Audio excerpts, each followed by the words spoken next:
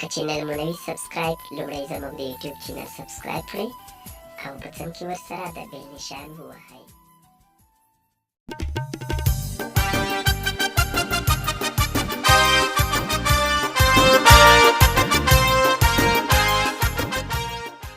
السلام علیکم ورحمت الله وبرکاتو. محترم لیدونکو او مینوالو، په دې هیله چې راته روغ او جوړ به وئ او د صحت کلي به مو په تن وي. مینوالو، ذبیح الله ایمان یم چې ستاسو لپاره له یوې نوې ویډیو سره راغلی یم.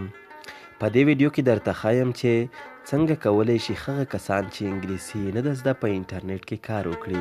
یعنې که تاسو انګلیسي زده نه ده نو تاسې کولی شئ چې په انټرنیټ کې په سهولت سره کار وکړئ. زه درته نن یو اپلیکیشن ښایم، نو تاسو کولی شئ چې په دې اپلیکیشن باندې تاسو خپله ژبه واړوئ، یعنې چینج یې کوئ. پښتو کولی شئ چې انګلیش ته واړوئ او انګلیسي کولی شئ پښتو ته واړوئ. نو په دې توګه تاسو کولی شئ چې ټول کارونه په سهولت کې او په امن کې وکړئ. نو مینوالو، دا اپلیکیشن تاسو کولی شئ له پلی سټور څخه را ډاونلوډ کړئ. اپلیکیشن دا دی. دا اپلیکیشن به تاسو لومړی له پلی سټور څخه راواخلئ او ډاونلوډ به یې کړئ او له هغې وروسته به تاسو دا خلاص کړئ. کله مو چې خلاص کړ، دلته به تاسو لیټر ووهئ او دلته به تاسو یو څه ولیکئ.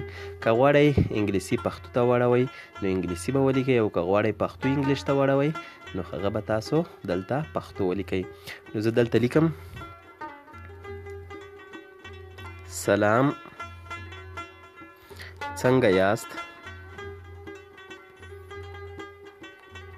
تاسو به دا ولیکئ، کوېسچن مارک ورکوم.